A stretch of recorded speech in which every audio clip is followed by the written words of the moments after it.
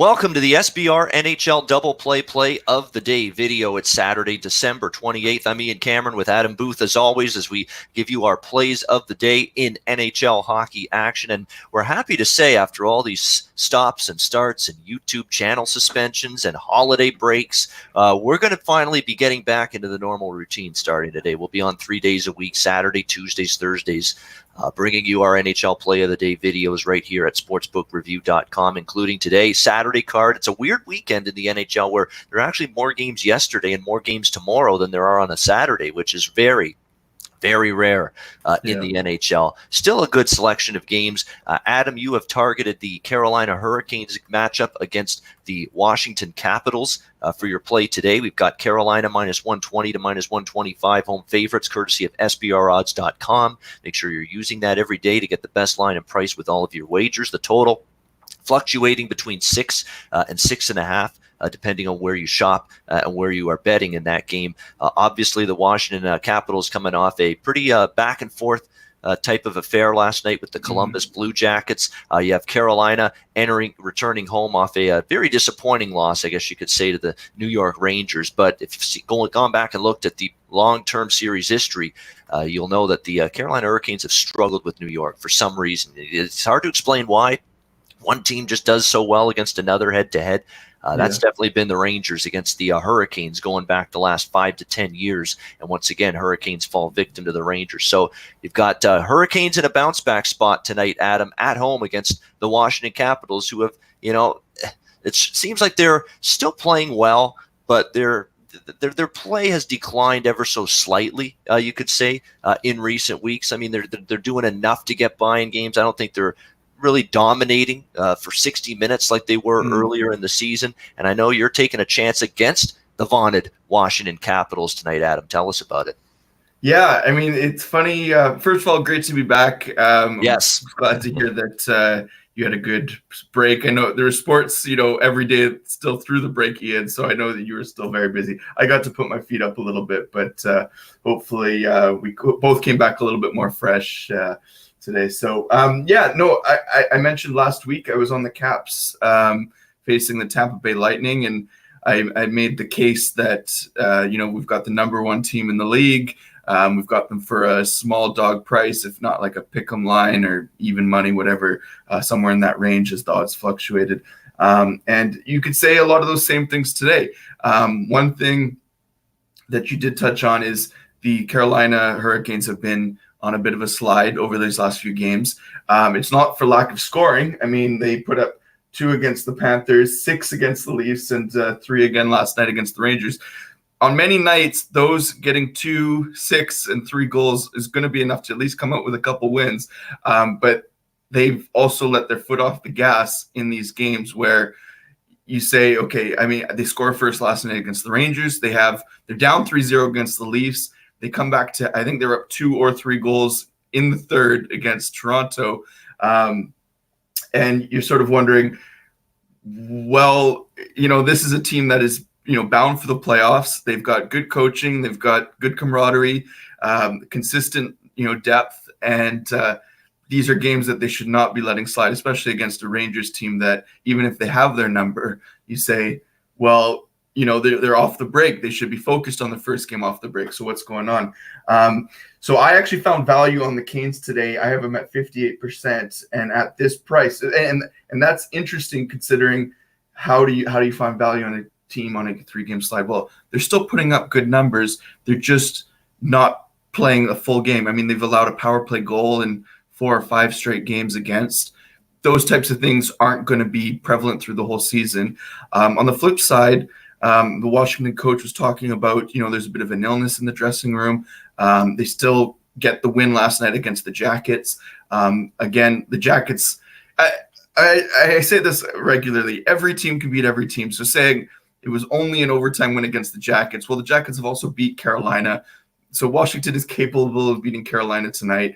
But Carolina in the 3-game slide has given value to them, and this is my first play of the day on the Carolina Hurricanes, including the articles all season long. So overall this season, they've been slightly not valued enough for me to take them for the play of the day, but I have been on them, 9 or 10 times.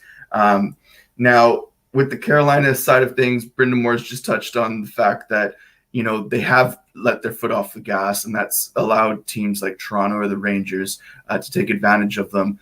The Florida game, Florida was off a back-to-back, I believe, coming in against a very short price on the Hurricanes, that one. And Florida, I think, got out to an early lead in that as well. And it feels like Carolina is not playing the full 60 minutes with all 20 players, which is what they need to do, because they, as talented as Aho is, they really don't have that. I mean, he can be thought potentially as a game breaker, but I don't see the Carolina Hurricanes' strength being built around a top line like you would say about the Avalanche or the Oilers or something like that. So with Washington too, they've got depth, but if they're dealing with a bit of illness, they're also on a back-to-back, they're on the road. It's not that these things mean they can't win, but Carolina's played well against them in the last 2 seasons. They got the one victory against them the opening week this season.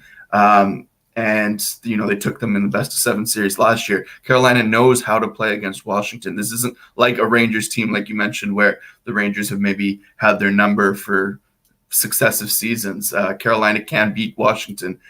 So even though they're the favorite here, and I see a lot of tickets coming in, the majority of tickets coming in on Washington, and I understand that, but I don't think the line is going to move that much more in favor of Washington today, even though you look at it and say Washington has won 3 of their last 4. They're, finding ways to win games. They've got the better offense. Ovechkin can pot a hat trick any possible night if the penalty kill is not running for the Canes. So I do understand people wanting to take the Caps, but I am happy to just go with the model here and try to support it through other particulars, such as, an illness in the locker room, which could cause, issues later on if they're facing a Carolina team that doesn't have that health issues where their best players can play for their normal minutes a night. So, and Carolina is it's probably top 3 in terms of their ability to skate well in the league through both the forwards and defensemen. They've got very good skating defensemen. And if they play a full 60 minutes, I think we'll see that value come to fruition. So Carolina's my first play of the day of the season. We're halfway in, so I'm not going to say, no, we're overvaluing them, because, again, in the games that I have taken them, I think I've taken 6 wins, 3 losses. So we're still seeing it relatively well. So I'm happy that we get 6% of value today against the market. So yeah, Ian, any thoughts on that one? I can understand you led in well with saying the Canes have been on a slide, but before that they were on a 6 or 7 game point streak. So many teams get streaky. Maybe this is the beginning of a homestand here where they start to get things in line. What do you think? It's possible. And like I say, when it's a back-to-back for both teams like it is here, especially when it's 2 pretty good teams, I think it's safe to say Carolina is a pretty good hockey team. Yeah. I'd rather have the team off the loss than the team off the win in that scenario. And that's certainly the case here, yeah. Because especially when you talk about a team that's now got to travel like Washington does. They were pushed by Columbus. And yeah, I mean, Columbus always plays Washington tough. In fact, Columbus had beaten Washington 2 straight. Earlier this month, prior to last night's Washington win over Columbus. So it's just been a tough matchup for them. So this could be a little bit of a road-weary type of spot here for Washington. You would think Carolina off the absolute pond hockey, shinny hockey loss to Toronto, and then last night's loss to New York, where it wasn't it was kind of a rough night in terms of the puck luck. The puck wasn't bouncing Carolina's way. A couple of those goals, I mean, the goalie, James Reimer, loses sight of it, and it's just lying in a bunch of sticks, a bunch of skates, and a bunch of feet. Zibanejad finds it and roofs it. I mean, the goalie can't even react. So it's just one of those nights where the puck was just not bouncing Carolina's way last night. Again, they didn't really play that badly, actually, against New York. Puck wasn't bouncing the way, and unfortunately, the puck was going in for New York, and it wasn't for Carolina. But Adam liking Carolina. My pick is Arizona-Vegas. We've got Vegas, as you would expect here, a little bit of a favorite, minus 135. in this game. Total 5.5 here, slightly shaded to the over in this one. And we've talked about Arizona maybe transitioning from a total standpoint since the Taylor Hall trade. It's not the first time I've talked about that theory a little bit. And you'll actually look at this team since the trade. There's actually been a correlation in terms of their offense has been really good. You look at their last 4 games, they've scored 3, 5, 5, and 2 goals in those 4 games. And the one goal they didn't score 3 was against Nashville, and they had a bunch of chances in that game, a good amount of shots. So this is an offense that's picked up. It's also a defense, believe it or not, that's kind of, slowed down, not played quite as well. And Taylor Hall, for all his offensive abilities, is not the best defensive player from away from the puck as a forward. He isn't. And there was definitely something to New Jersey being a rough defensive team this year with him. And I don't want to say that's going to obviously be Arizona now moving forward. They're not going to be the same defensive team. They're still going to be very good, but they're not going to be quite as good. Mm-hmm. And just with a slight drop off, I don't expect them to fall off the cliff defensively, but I do expect a slight decline in Arizona from a defensive standpoint with Taylor Hall. And even if it's only going to be a slight decline, this is the time to capitalize and take advantage of it, because Arizona is more often than not going to be lined at 5.5 from a totals perspective, game in and game out. And you're looking now at Arizona. The last 3 games they give up 8 to Minnesota.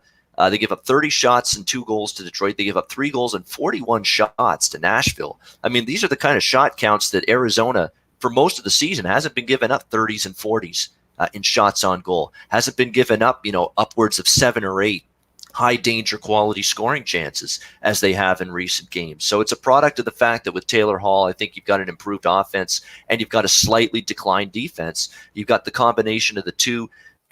Vegas coming in off a loss last night against Anaheim. They weren't very happy with it. I know 4-3 was actually a flattering score. They were down 4-1. They got a couple of very late goals to make that final score closer than it would indicate. But I would expect them to come out flying here tonight with the game under their belt. This is one of those games where, handicapping depends on each handicapper. Some people like the team that's more rested, which would be Arizona. They haven't played since after the break, whereas sometimes teams don't like to back the team with the extra rest because they're more rusty, and they like to back the team that's got the game under their belt already after the Christmas break. Of course, that would be Vegas. So I think it is a little bit of a challenging call from a side perspective, but like I said with this Arizona team, I think obviously they're an improved offense with Taylor Hall, but I really do believe their defensive game, and let's not forget the Darcy Kemper injury as well for this Arizona Coyotes team. I don't think they're as good in net with Antti Raanta. I don't. I like Antti Raanta a lot, but he has not had the best season whatsoever, really, for the Arizona Coyotes. And then, of course, you got Aiden Hill backing them up, who's just a journeyman at best. So I don't think their goaltending situation right now is as sturdy either. So where I'm going in this game is with the total. I think, like I said a week or two ago when the Hall trade happened, I think you're going to get short-term value with some totals in Arizona's games, with them still being stuck at that 5.5 price point. So let's see if we can take advantage of that. For my play of the day, it's Arizona Vegas over 5.5 minus 115. I like it, Ian. I'm going to be on that too. I'm still we're only taking the article play so far, but I have the over at 57% today. So I like that. And I was just going to add to what you were saying about Raanta. It's interesting because when he came over from New York, it was thought that he would be, and initially he was the steadfast goalie, had some excellent games, starts dealing with some injury things. Kemper becomes, the go-to guy while he's out. And then coming into this season, again, Raanta, I think, was out for a little bit.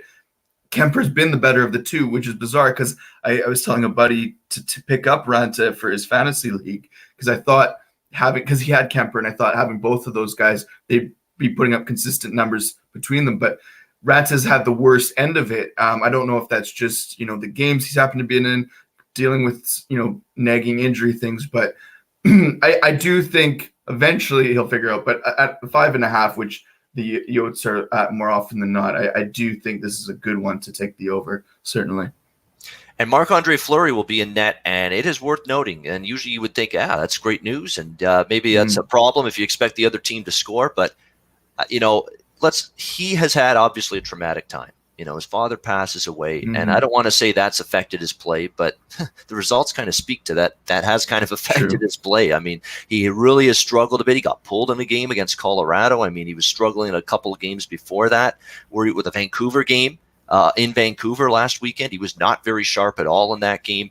He has not performed at the Marc-Andre Fleury type level since returning to the Vegas Golden Knights after the passing of his father. And you have to wonder if psychologically, if his head's totally focused and into what he's doing right now with the unfortunate loss in his family. So something to keep in mind. Marc-Andre Fleury certainly has not played his best hockey in recent games for the Golden Knights. So could be a challenge for him tonight again against an Arizona team that has been scoring goals as of late. So I'm liking the over in that game for my play of the day. And for Adam, he's on Carolina minus 118 against Washington. That'll wrap up our SBR NHL play of the day video for Saturday, December 28th, powered by sportsbookreview.com. I hope you all have a great Saturday. Cash those tickets on the ice, and we'll be back with you on Tuesday morning, 10:15 a.m. Eastern, for the next edition of the SBR NHL Double Play. For Adam Booth, I'm Ian Cameron. Have a great Saturday. Good luck with all your wagers, and we'll see you again on Tuesday.